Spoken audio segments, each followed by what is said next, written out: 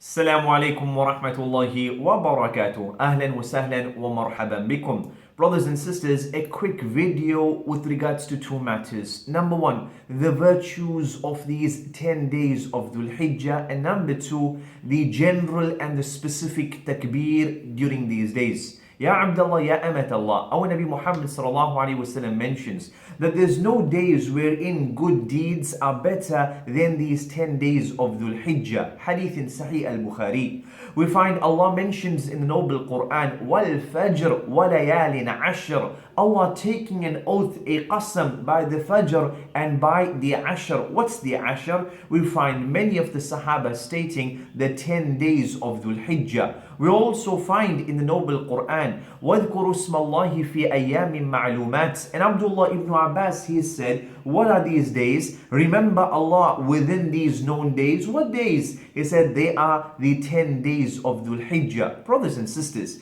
you have this pillar of Al-Islam taking place within these days. What pillar? The pillar of Hajj, subhanallah. There's also fasting. When we find on the day of Arafah, the non-Haji, if he fasts, then the past year sins and the future year sins are wiped away, walhamdulillah. So we find fasting, we find the pillar of Islam, the Hajj. We also find dhikr mentioned, as we saw in those verses of the Noble Quran. Abdullah ibn Umar and Abu Huraira, they would go out to the marketplace during these days and they would say, Allahu Akbar, Allahu Akbar. And the people would also say so. And they would remind one another with regards to dhikr, with regards to tasbih, with regards to takbeer during these days. There's also the other act of worship. And what is that? That is the nusuk, the slaughter, the udhiyah, or the qurbani, if you want to call it, that we do during these days. So various forms of ibadah take part and take place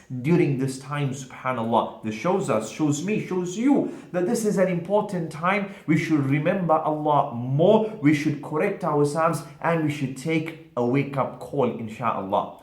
With regards to the general and specific takbeer, that when the month of Dhul Hijjah has been announced, then the general takbeer begins. Allahu Akbar, Allahu Akbar, La ilaha illallah, Wallahu Akbar, Allahu Akbar, Walillahi alhamd. And there's various wordings, all of them are fine. So the general takbeer begins when the month begins, and it continues until the time of Maghrib on the 13th of Dhul Hijjah. During the day, during the night, at any time you say this takbeer, as Abu Huraira and Abdullah ibn Umar used to do so. Fantastic, walhamdulillah.